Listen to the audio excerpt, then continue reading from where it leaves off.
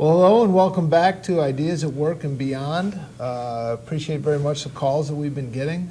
We focused on the first part of this show, primarily on the Republican side, but there's equally heated race on the Democrat side. There's the front runner, Hillary Clinton, who was all but coronated. She was going to win this job. She was going to be the standard bearer for the Democratic Party. She was going to inherit the mantle left by her husband. She's the smartest lady in the room. What happened? What's going wrong? What's happening? I mean, one thing I heard, there was a quote by one of the Hollywood executives, Mr. Geffen, David Geffen, said, "Everyone in politics lies, but they don't do it with such ease. It's troubling." That's what his comment was regarding Hillary Clinton. She seems to be a little flustered by Barack Obama, who's the fresh young face on the scene. And where do you see the Democrats shaking out? Well, I mean, clearly that's the most intriguing race, part of the race right now, I think, is Hillary and Barack Obama. Yeah. John Odom is hanging in there, solid third. I'm not sure there's any place for him to go. I'm not sure. He's in sort of the middle of, in mid-teens. They have obviously a slew of candidates, other candidates also, Chris Dodd, Joe Biden, Bill Richardson. I'm sure there's some more that will not be offended that I didn't mention them. Okay. They'll be offended at all. But clearly, Obama is sucking the oxygen out of the room right now. Yeah. And I think part of it has a little bit to what, like Giuliani, that he's sort of the new kid on the block. Yeah. And that gives people a chance to take a look. But it is overwhelming. The percentages that I heard was Hillary was up at about 40% a month ago. Now she's down at about 30%. Yep. Barack Obama will go to these college campuses in Iowa and other places, and it's literally like a visit from a rock star. That's I mean, the word they literally use. thousands of people will come out. He's filling stadiums to hear him talk about how we got to unify, we can't let our differences divide us. And that message seems to be taking hold. Now, Hillary Clinton, will go out and she'll give her speech, but it's a much smaller room, and she doesn't get near the output. By the way, for those who are keeping score in politics, and we like to keep score, the George Bush message of 2000 at least appears forced, whereas Bill Clinton had that common touch. He was an excellent politician. He had great people skills. Do you think she's never going to be able to live up to that comparison? I think on the personal side, and I don't, and by the way, I've never met the lady, so in person she may be lovely, but what comes across on TV is somebody who's not comfortable. Yeah. Okay. Scripted, overproduced.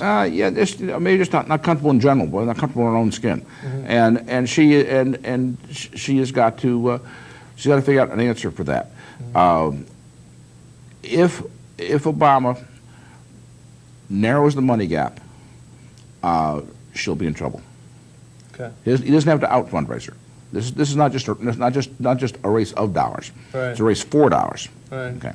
Well, he seems to be doing very good. As Hollywood goes, so goes the California fundraising machine, and he's gone out there and he has done incredibly well. There was a fundraiser at one of the founders of DreamWorks had a fundraiser out there where he took away millions of dollars. So I think people are coming to his campaign. Yeah, I mean, and those. I think the money. It's sad fact. You need a lot of dough. Yeah. Sad fact. We say that, okay, and I know a lot of people are critical of money in politics, and not wrongly so. But think about this, okay? Maybe between all these candidates running and the whole race now and a year from November. Maybe $1 billion will be spent, and $1 billion is certainly a lot of money. Okay. $1 billion is what it takes us to run Connecticut for about 3 weeks. Wow. $1 billion is about $3 a person. It's a lot of money. It's $3 a person. It's worth it for a president. $3 a person is no big deal. Yes. All right, our phone number is 792-4101. That's our number, 792-4101. We have about 10 minutes left. What about Hillary Clinton? What does she need to do? I mean, if John McCain was the forerunner before, and it would appear faltering a little bit, and he's dusting off the Straight Talk Express, what does Hillary Clinton need to do to combat Barack Obama and get her mojo back? Well, she needs to get Rick Lazio in the race to run against her. That's the first thing she needs. Okay. That would help her a lot. But what I've thought about this. What has worked best for her in her political career? The best thing that she did. Being married to Bill Clinton. I Well, think that's worked very well for her. I didn't mean that. Oh, okay, I meant in sorry. terms of what she did for her campaigns. Okay. By the way, I'm not sure that being married to Bill is the best thing. I'm not sure it's the best thing in general, but politically For speaking, either of them. it gets you federally funded housing for 8 years, and he certainly came in handy when Anybody you're who wants to running live- for a state, when anybody- you're running for a Senate seat in New York. Anybody who wants to live in public housing, they're welcome to do it. Well, but their public housing is free. I saw a statistic between the governor's mansion in Arkansas and the White House. I don't know how many decades they've lived in public housing. That's not the point. The point is this. Here's the point. But by the way, yeah, Bill is clearly in her camp, and he would love to put his toothbrush back in the White House. Sure, why not? When her administration. I think the thing that worked best for her politically that she's done was early on in her first Senate race, she went to upstate New York and did that listening tour, quote, quote. Right. That's what she called it. And She's doing that again. she's doing a lot. She's doing too much talk and not enough listening. All right. Okay, I think she's got to do, and that's a very slow retail political effort. It requires a lot of hours. That's part of the problem these candidates have is that they do have to show up at the Senate once in a while Yeah. for committees and votes and Yeah. hearings and the like. Now, the person that doesn't have to show up can be off hobnobbing at the Oscars, actually picking up an Oscar, flying around in his private jet, living in his something like 20,000 square foot house, and then dictating to you and me how we need to limit our carbon footprint is Al Gore. What are you thinking? What's your thinking on Al Gore? Is there any chance that Al Gore comes out as a dark horse? Obama and Hillary check each other out, and then he comes in at the end. And Well, I was talking with he was pretty close in 2000. he was. You know? I was talking with a consultant last week down in D.C., and he said to me that you will know if he's running just by looking at him. Going to slim down, is he? That's right. The last 280-pound president we had was William Howard Taft. It's been a long time. That was pre-television. Exactly. Yeah, no, he hasn't So he's- hit the salad bar too much. from what I can So tell. he's got to. But before he announces, you'll see it. Okay. You'll know it. Okay, so if we see Al Gore in a jogging suit, could be a good sign that he's Just going to be look at his picture. He's lost 20 pounds. Okay. All right, well, what about some of these minor candidates? A Joe Biden, a Senator Dodd.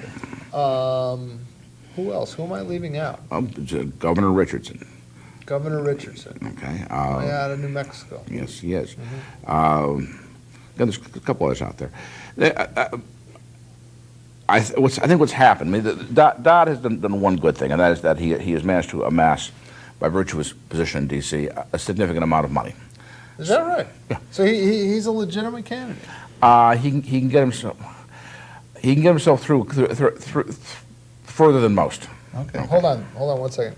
Yeah, caller, you're in the air. Oh, just rolled me again. Oh, good to hear from you again. Audio is okay. Uh-huh. Listen, I'm concerned Barack Obama is going to die in an airplane crash, as many of those people who have crossed Hillary, the Clintons, have done. Ooh. One wound up dead on a mountainside somewhere is, no, really, I think whoever crosses the Clintons wind up in trouble. They're uncovering parking tickets that he owed and everything. I can't wait to see what the kind of sleaze the Clintons are going to come up with. Clintons, these are people that, like some would argue, gave and sold presidential pardons to people that created high treason to the United States. Mark Rich. And the people still love Clinton. I treat them as one. One's the body, one's the brain. And distinguish that there's two of them. Which one's which? Kudos to the senator, the first senator who filibustered the dirtbag Democratic legislature that want to give our tax dollars to illegal aliens for college. All right. Well, thank you. I'm gonna thank. Don't call them Democrats. Call them Al Qaeda's little helpers. Al Qaeda's a little over. They did. Karen told me in Time Magazine to say Hillary Clinton lately has deployed the argument among Democrats that she should be nominated because she is a proven vanquisher of her enemies. She might think it is to her advantage to put her knife-fighting skills on display. Former Vice President Al Gore has probably told friends that his familiarity with the Clintons' hardball campaign style is one of the reasons he would be leery about making a run against Hillary. Geffen told Dowd he expected a brutal primary because the Clintons' machine, quote, is going to be very unpleasant, very unattractive, and very effective. That's what he had to say. We only have about 30 seconds left. Let me give you the final word. Who's it going to be? Who's going to emerge, Republican, Democrat, and then who's going to win in the White House? I can't do that. I pick my hometown boys. I can't do that. No, go I ahead. can't. Go ahead. You No. can be a homie. No, I'm not gonna be homie. Okay. Not gonna do it. So you're not going to do any predictions? Nope. But we are betting a Coca-Cola. Newt Gingrich is in. You are betting Coca-Cola. Okay. I would do it Look illegal. for Al Gore in a jogging suit, and you know that means he's going to be running. Otherwise, he's going to be.